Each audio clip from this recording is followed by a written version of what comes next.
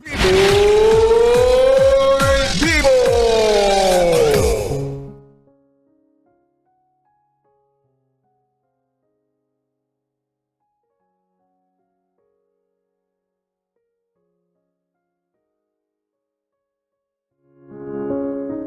Bibi, ito na ang sulat na dapat ay mapakinggan mo. Kasi malay mo, para sa'yo pala to.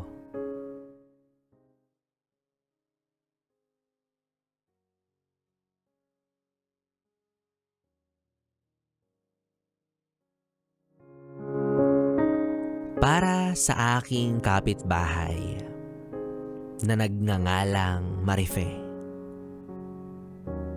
Hi, te. Malamang sa malamang, nagtataka ka kung bakit sinulatan kita. Pero wag kang mag-alala. Hindi to para suyuin ka.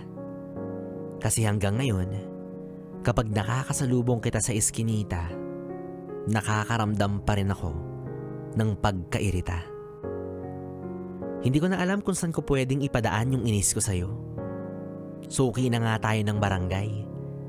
Dahil sa ang hirap-hirap mo maging kapitbahay. Paano? Hindi ka na nga marunong makisama. Dugyot ka pa. Plus, tsismosa pa.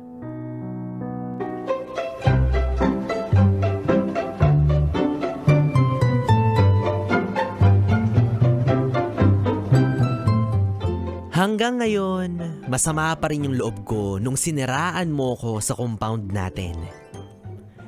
2016, pinagkalat mo na may lalaki ako at nakita mong hinatid niya ako gamit ang pulang kotse. FYI, or for your information. Nung 2016, palibhasa, ignorante ka at hindi mo alam na may ride-hailing app na. Ikaw kasi, taxi lang ang kaya mong sakyan. Nagre-reklamo ka pa sa metro. Grabe naman. Grabe naman. Tinamaan naman ako doon. At talagang sinumbong mo pa sa asawa ko, ha? Nakakatawa ka? Siya nga mismo yung nag-book nun dahil galing ako sa check-up nung pinagbubuntis ko yung bunso kong anak. O ano? Hindi ba't wala kang naimik nung time na yon? Alam mo, hindi naman ako masyadong napikon sa'yo ng mga pagkakataong yun. Sabi ko, sige, baka nga naman, mukha lang talaga akong may lalaki. Pero, nagsimula talaga akong mawalan ng gana sa'yo nung minsan kang nanghingi sa amin ng toyo. Sabi mo, sausawan lang. Pinagyayabang mo pa na inihaw na lempo kasi ang ulam ninyo. Kaya binigay ko sa iyo yung isang boteng stock namin. Ni hindi pa yun bukas, ha? Tapos, nung binalik mo na, aba, higit sa kalahati yung binawas mo. Biniraw pa nga kita, di ba? Hoy, nagtira ka pa. Kala ko ba ang ulam nyo inihaw na liempo? Baka naman nag-adobo talaga kayo. Pwede, di ba? Sana binigyan mo na ng paminta. At saka, naaalala mo ba yung inagaw mo yung pwesto ng sampayan ko? Gigil na gigil ako nun sa'yo. Okay lang naman na makishare ka.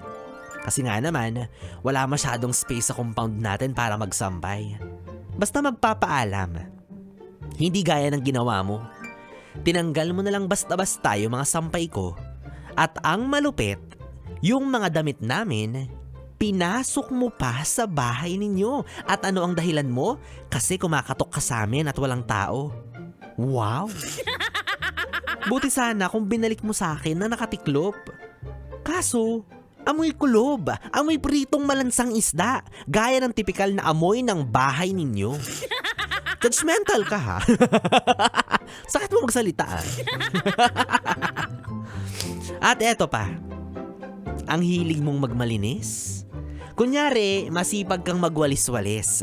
Pero yung mga kalat at upos ng sigarilyo mo, winawalis mo papunta sa tapat ng bahay ko. Aba, bastos ka talaga, no?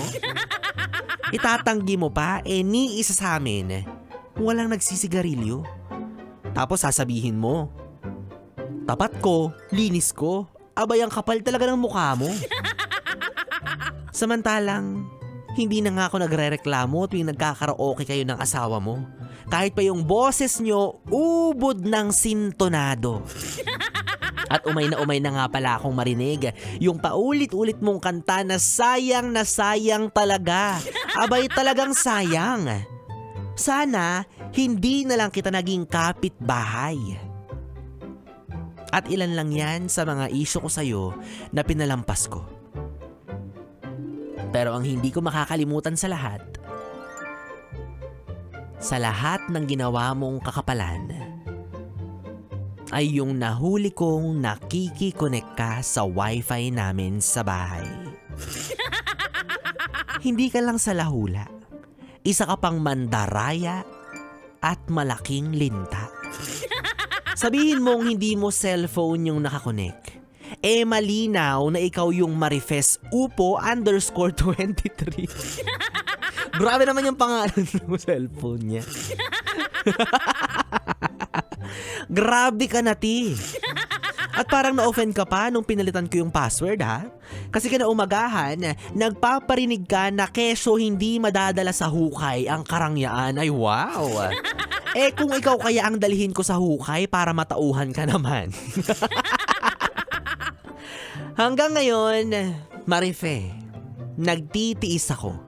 Pinagtsatsagaan kita. Kasi, suking-suki na tayo sa barangay at nakakahiya na. Pero wag mo kong sasagarin, ha? Baka ako pa mismo ang maghanap ng lilipatan mo para lang mawala ka na sa buhay ko.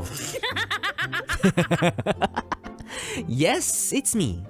Ang kapitbahay mong kinaiinggitan mo at lagi mong pinapainit ang ulo, Margie.